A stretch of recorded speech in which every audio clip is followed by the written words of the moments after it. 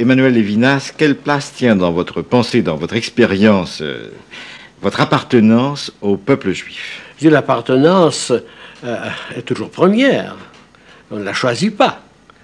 Et l'appartenance au judaïsme est une expérience extrêmement riche qui donne même à une existence une certaine acuité.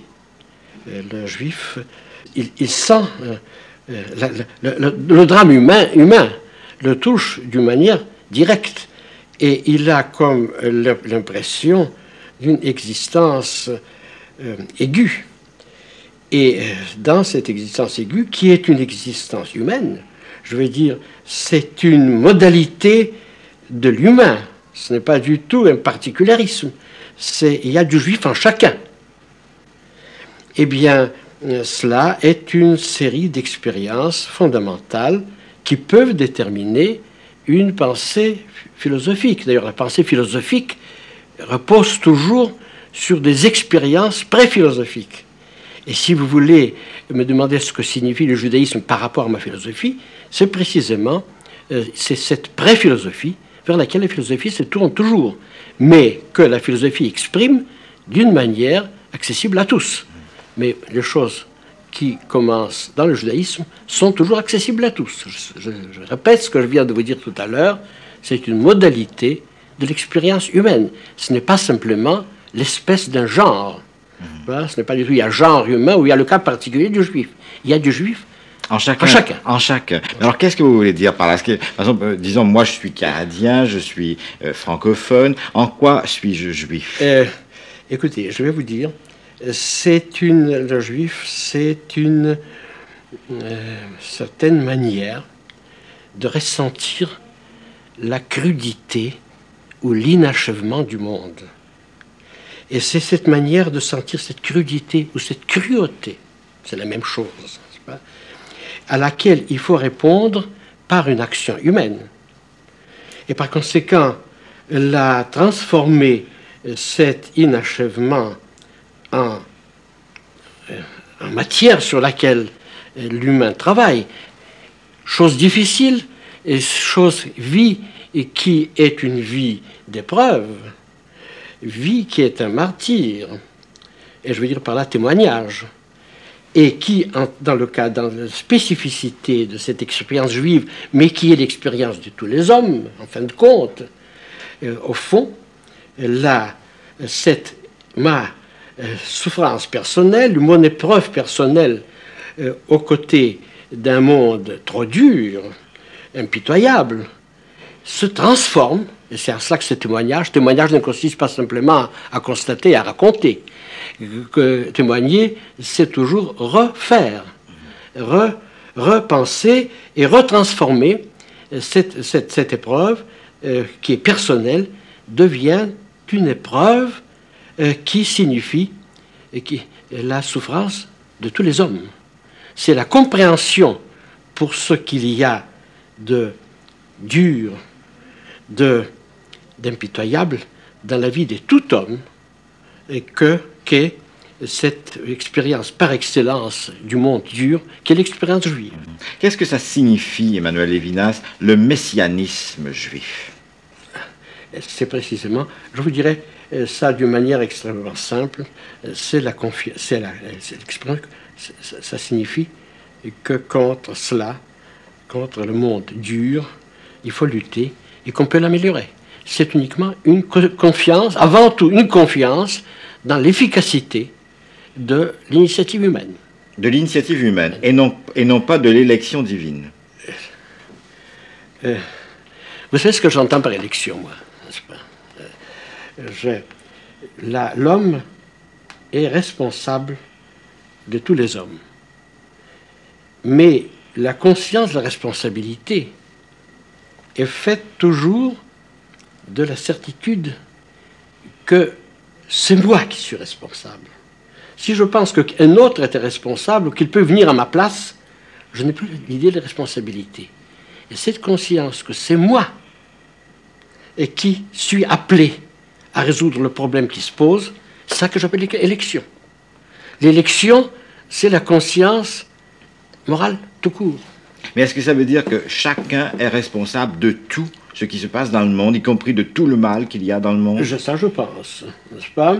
J'ai toujours admiré le passage de Dostoïevski, où Aloche a dit « Chacun est responsable de tout et de tous, et moi plus que tous les autres. » Moi plus que tous les autres, c'est-à-dire que c'est une expérience toujours personnelle, c'est en moi que commence cette conscience de la culpabilité, ou plutôt d'une responsabilité sans culpabilité. Qu'est-ce que vous voulez dire par responsabilité sans culpabilité? Responsabilité, c'est-à-dire que la culpabilité signifie toujours une faute nettement commise. Hein, où il n'y a pas de doute que... Mais la manière dont l'homme est responsable de tous les hommes, il est responsable de tous les hommes sans avoir rien commis, par son propre être. C'est en cela que l'existé humain est tout à fait différent de l'existé des choses. Les choses sont ce qu'elles sont. Et l'homme, d'emblée, est celui que tout regarde et qui est responsable dans ce sens-là de toute chose. Mais est-ce que, précisément, on n'est pas aujourd'hui dans une civilisation où chacun fuit la responsabilité? Mais ce n'est pas ce qu'est la civilisation qui détermine ce qu'elle doit être, n'est-ce pas? La réponse est tout à fait simple. Et s'il y a un message religieux, je dirais biblique, biblique, c'est-à-dire un message qui concerne tous ceux qui, d'ores et déjà, sont sortis de cet état de pure nature humaine, n'est-ce pas? Alors, dans ce sens-là, c'est ça précisément la vocation humaine. Mais que, justement, vous venez d'employer un mot qui est... Que signifie pour vous la Bible? Comment, par exemple, un livre peut-il devenir le livre? Et pourquoi ce livre plutôt qu'un autre? Alors, il y a beaucoup de bons livres. Et dans ce sens-là, tous les bons livres ont des éléments bibliques. Mais dans la Bible, c'est inscrite une expérience exceptionnelle, du moins que je conçois comme telle. Ce ne sont pas des choses qu'on peut... on ne peut pas prouver ça, en tout cas pas dans une conversation de quelques minutes, n'est-ce pas? Que c'est elle qui rompt avec les mythes et qui introduit cette idée de responsabilité humaine sous différentes formes, n'est-ce pas? D'abord sous forme de commandements, sous forme d'obligations, on appelle ça aimer autrui, amour du prochain, n'est-ce pas? Peu importe, n'est-ce pas, la formule que prend ce fait que ceux qui sont toutes devraient m'être indifférents ne m'est jamais indifférent. Mais comment entrer en rapport avec l'autre de manière à être à la fois soi-même et de respecter cet autre? Écoutez, encore une fois, est-ce que la forme supérieure de soi-même, ou comme on dit aujourd'hui, de l'ipséité de soi-même, n'est pas précisément le fait de se donner ou de travailler pour l'autre? C'est cela la chose, comment dirais-je, incessible. C'est ça la chose irrémissible. C'est ça la chose qu'on ne peut pas céder à autrui. Vous comprenez, si vous cédez à autrui votre responsabilité, vous êtes quelqu'un qui s'est dérobé une responsabilité. La responsabilité, c'est ce qu'il y a de plus personnel. C'est le fondement de la personnalité. Oui. Bien entendu, en vous disant ça, je m'écarte de la conception purement naturaliste, n'est-ce pas, de la personne, d'après laquelle il y a une nature personnelle qui se caractérise. Je suis ceci ou je suis cela parce que j'ai tel ou tel caractère, parce que j'ai tel ou tel nez, parce que j'ai telle ou telle couleur de cheveux. Tel ou tel complexe. Complexe, n'est-ce pas, ou tel ou tel complexe. Que ce qui nous différencie serait toujours une propriété, un attribut. Pas? Au contraire, je cherche, moi, le principe d'identité personnelle dans la responsabilité pour l'autre, qui est incessible, n'est-ce pas? Votre pensée insiste énormément sur le désir. Comment le désir se situe-t-il au cœur de la responsabilité, ou comment la responsabilité se situe-t-elle dans le désir? Comment ça s'articule, ces deux réalités? Je vais vous dire, n'est-ce pas, la notion du désir qui est très à la mode maintenant dans la psychanalyse, où elle signifie des poussées, n'est-ce pas, des pulsions, comme on dit, n'est-ce pas? Donc ça, elle s'est définie par quelque chose qui vous projette, mais comme une force qui vous commande. N'est pas pour moi la notion du désir telle que je la vois, n'est-ce pas? La notion du désir, pour moi, parle de toute autre chose. C'est une relation à ce qu'on ne peut pas contenir. C'est précisément la relation à l'autre. Ou comme je dis, désirer, c'est penser plus qu'on ne peut penser. Penser au-delà de ce qu'on pense. Et dans ce cas-là, c'est tout proche du mot amour que j'évite dans mes livres parce qu'il est frelaté, parce qu'il est trop usé, n'est-ce pas? C'est précis. La relation à autrui, que je définis d'une part par cette responsabilité, est aussi désir d'autrui, mais désir social, dont l'amour est une modalité fondamentale. Même l'amour sexuel, n'est-ce pas, porte, n'est-ce pas, là, on ne peut aimer que vraiment quelqu'un d'autre. Et par conséquent, c'est ce qu'il y a d'inassimilable en autrui devient dans cette relation de moi à l'autre le principe de la relation. Et autrui, ce n'est pas un être vague, c'est pour vous quelqu'un qui porte un visage. Oui, j'ai essayé de décrire, n'est-ce pas, la rencontre d'autrui à partir de la rencontre du visage, ou en quelque manière, quelqu'un qui est, n'est-ce pas, se livre sans se livrer. Le visage, les choses n'ont pas de visage, n'est-ce pas? Et des maisons ont des façades qui sont probablement, dans notre représentation, l'équivalent d'un visage, n'est-ce pas? Mais la chose première, la relation exceptionnelle, n'est-ce pas? Quelle relation autrui a précisément cette relation avec le visage où un être est à la fois ouvert et cependant ouvert lui-même, n'est-ce pas? Et cependant reste essentiellement autre. Donc, il se dérobe toujours. Il se dérobe. En se livrant. Quand vous insistez sur se dérobe, comme s'il veut me laisser un plan, n'est-ce pas? Je dis cette manière de se dérober est précisément ce qui est intéressant en lui, et ce à l'égard de quoi j'ai précisément cette nouvelle relation qui est, si vous voulez, désir, ou qui est amour, ou qui est responsabilité. Parce que quand je suis sur responsabilité, je veux toujours qu'il ne s'agit pas du tout de se complaire purement et simplement avec l'être aimé, n'est-ce pas? Le vrai amour a toujours la possibilité de renoncer à tout ce qu'il faut, à tout ce qui est à moi, n'est-ce pas, pour quelqu'un d'autre. Je suis responsable de la misère d'autrui, même souvent de la bêtise d'autrui. Mais pas du tout responsable, comme on dit responsable. Pas au sens de coupable, comme vous avez dit tout à l'heure. C'est une responsabilité, comme je dis, j'aime toujours dire, le différent, mais toujours non indifférent. Et je retrouve dans non indifférent les deux négations qui ramènent non indifférent à différent.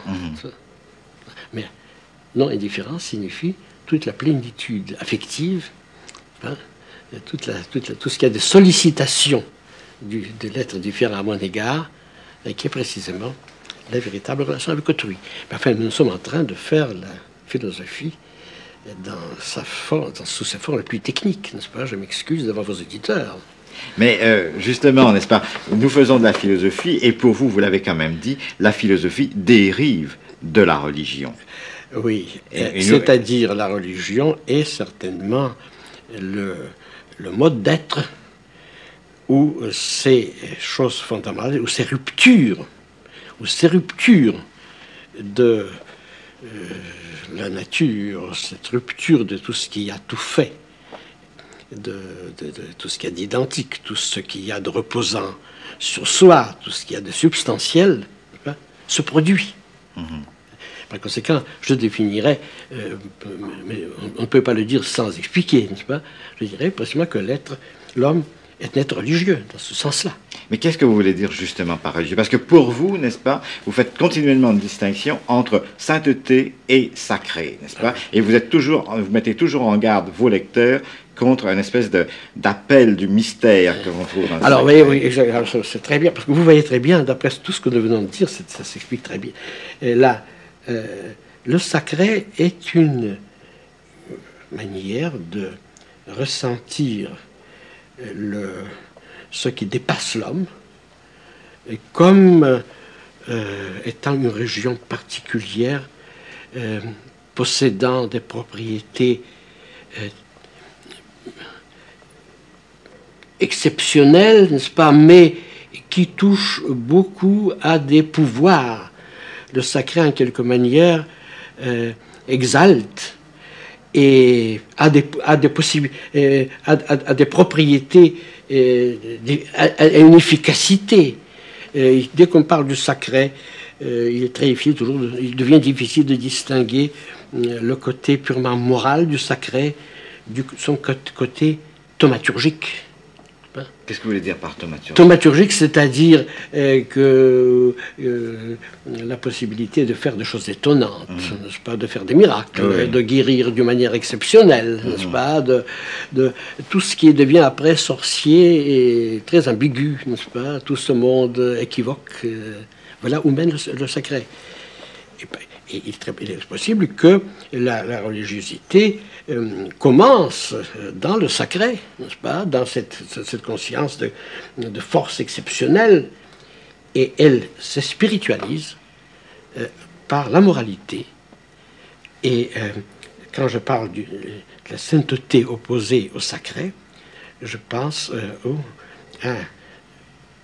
au monde autre que le nôtre, à l'altérité, mais une altérité qui est avant tout déterminée par des choses morales, par des rapports éthiques. N'est-ce pas? Je cite beaucoup souvent, c'est le mot éthique que j'emploie de préférence au mot moral, parce que l'éthique est avant tout la relation avec un autre homme. Mais vous avez dit aussi que cette sainteté était la sainteté de Dieu. Vous avez même écrit quelque part que l'éducation avait pour but de maintenir l'homme dans un rapport avec la sainteté de Dieu. J'aimerais que vous nous parliez de cette sainteté de Dieu. Écoutez, là, je ne sais pas où j'ai écrit ça, n'est-ce pas? Oui. Dans difficile liberté. Il y a mais pour moi, la sainteté de Dieu, c'est avant tout la transcendance de Dieu. C'est le fait qu'il est absolument séparé. Et par conséquent, que si cette formule peut être maintenue, n'est-ce pas, il faut que l'homme aussi puisse, dans l'enchaînement des causes et des effets qu'est l'existence de l'homme dans le monde, puisse se retirer du monde. Se retirer pas du tout en allant dans le désert, n'est-ce pas? C'est pas du tout cela que... Mais avoir un retrait à l'égard de tout ce qui l'englobe, tout ce qui l'absorbe, à l'égard de tout ce qui le mange. Voilà ce que j'entends. Et dans ce sens-là, que la relation avec Dieu soit une sainteté, je le maintiendrai. Mais je dirais aussi que, et c'est ça la chose sur laquelle j'ai toujours insisté, que cette relation à Dieu n'est possible qu'à travers ma relation à l'autre homme. Et voilà, voyez-vous. Et cette relation à l'autre homme passe même pour vous dans la relation économique, dans la relation politique. Oui, au contraire. Ce n'est pas une relation purement sentimentale, non, loin de là. Pas du tout, non. Relation avec l'autre homme, je le définis avant tout par cette responsabilité que j'évoque depuis le début de notre entretien. Je vous dirais, la relation avec l'autre homme, ce qui est important, c'est qu'elle est... Non, plutôt, ça, il faut barrer, n'est-ce pas? Oui. Je veux dire, la relation avec Dieu, comme étant la relation avec l'autre homme, est un thème directement évoqué par la Bible, même par l'Évangile, n'est-ce pas?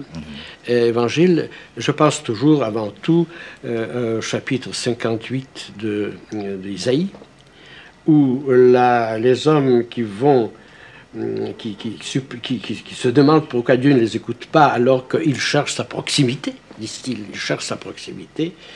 La réponse du prophète consiste à dire que la véritable proximité et la véritable mortification consiste à libérer les autres hommes. C'est absolument, de manière absolument extraordinaire. D'abord, faire sauter tout ce qui est servitude, et ensuite, pour que ça ne devienne pas trop impersonnel, pour que ça ne devienne pas un ordre bureaucratique, recouvrir ceux qui sont nus, nourrir ceux qui ont faim, et finalement, le dernier mot, et ne pas se dérober à ce qui est votre propre chair. Avoir l'idée de la proximité humaine, non pas parce qu'il a un visage gracieux, mais parce qu'il a toute la misère de la chair humaine. Voilà. Parce que l'être humain est un être faible aussi, et donc pécheur. Non, pourquoi le péché n'a rien à voir ici? Non. Pas du tout. Je pense au contraire, c'est le fait de s'occuper d'autrui, ah oui, dans sa faiblesse, autrui dans sa faiblesse, si vous voulez, pas pécheur, dans sa faiblesse, n'est-ce pas, dans sa misère. C'est cela qui, autrui est toujours misérable, il est toujours plus fort que moi et plus misérable que moi. Plus fort que moi parce que plus digne que moi. Mon idée principale, c'est qu'autrui passe avant moi. Et d'autre part, c'est aussi ce qu'il y a de plus faible, n'est-ce pas, ce à l'égard de quoi il faut venir, ce à l'égard de qui il faut venir, n'est-ce pas. Et alors je voulais vous donner encore l'autre texte, c'est le texte évangélique, n'est-ce pas, qui est inspiré directement, certainement, de ce texte de l'Ancien Testament, c'est Matthieu 25. Matthieu 25, c'est un texte énorme, là, où le Christ dit aux hommes, vous m'avez chassé, vous ne m'avez pas... Comment, quand avons-nous chassé? Mais quand vous avez chassé le pauvre. Ou bien vous m'avez accueilli, quand avons-nous accueilli? Quand vous avez accueilli le pauvre. Donc, si vous voulez, l'autre est toujours le pauvre, ou plutôt même riche. Même riche. Comment vous situez-vous, Emmanuel Lévinas, par rapport justement au christianisme? Vous venez d'évoquer les évangiles. Écoutez, alors là, je vous dirais quelque chose de très spécial. Là, pour moi, l'expérience fondamentale de notre siècle a été encore l'Holocauste, où il y a deux choses. Il y a d'abord le fait qu'il a été possible dans une Europe christianisée. Ça, c'est une chose qui reste, n'est-ce pas? Bien entendu, des gens qui ont régné tout ça, mais qui ont été formés. Ça, c'est la première chose. Mais la deuxième chose, plus importante, c'est que dans cette barbarie hitlérienne, les seules personnes qui répondaient, et les seules choses au nom desquelles elles répondaient, quand elles n'étaient pas juives, étaient les chrétiens et les choses chrétiennes. Tu vois? Là, pour moi, là, par contre, la solidarité judéo-chrétienne, pour moi, n'est pas une question de texte seulement. C'est une question de vie quotidienne. C'est le fait que, devant la montée de l'antisémitisme, aussitôt nous savons que les seuls qui parleront comme nous et qui penseront comme nous sont les chrétiens. Et par conséquent, cette solidarité judéo-chrétienne, n'est-ce pas, malgré toutes les différences, est une chose essentielle. Et je vous dis, pour moi, cette double expérience que je vous ai expliquée, enfin, de manière un peu rapide, n'est-ce pas, dans cette double expérience, c'est la deuxième phase, la deuxième face, n'est-ce pas, qui est l'essentiel, et c'est sur elle que porte l'accent. Et par conséquent, devant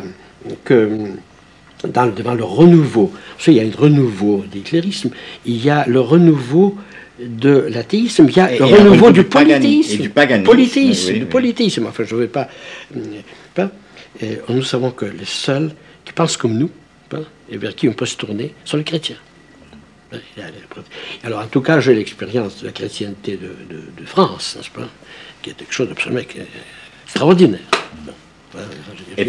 Et pourtant, quand même, n'est-ce pas, je ne sais pas si c'est le cas partout, s'il n'y a pas s'il n'y a pas encore des formes moins ouvertes, n'est-ce pas, et moins conscientes du danger païen, n'est-ce pas, qu'en France. Mais pourtant, le juif que vous êtes refuse le christianisme. Ah non, parce que, écoutez, alors là, je pense très sincèrement qu'il y a deux formes de... Je suis en cela un philosophe qui s'appelle Franz Rosenzweig, n'est-ce pas, C'est un philosophe sur lequel on publie maintenant des choses, qui est mort en 29, n'est-ce pas, et qui a philosophé très sincèrement à partir du religieux comme étant la source de tout sens, n'est-ce pas? C'est pas du tout comme dans la philosophie traditionnelle où la source de tout sens c'est l'expérience du monde et l'expérience de l'État. La philosophie traditionnelle est un peu ça avec Hegel, n'est-ce pas? La source de toute signification, c'est l'État et le monde. Ou le Rosenzweig a dit que c'est la religion qui est source de tout sens, mais de manière très radicale, en disant que la grande erreur a consisté toujours à chercher à justifier les choses religieuses par les choses philosophiques, alors qu'elles sont, au point de vue sens, au point de vue intelligibilité, elles sont premières.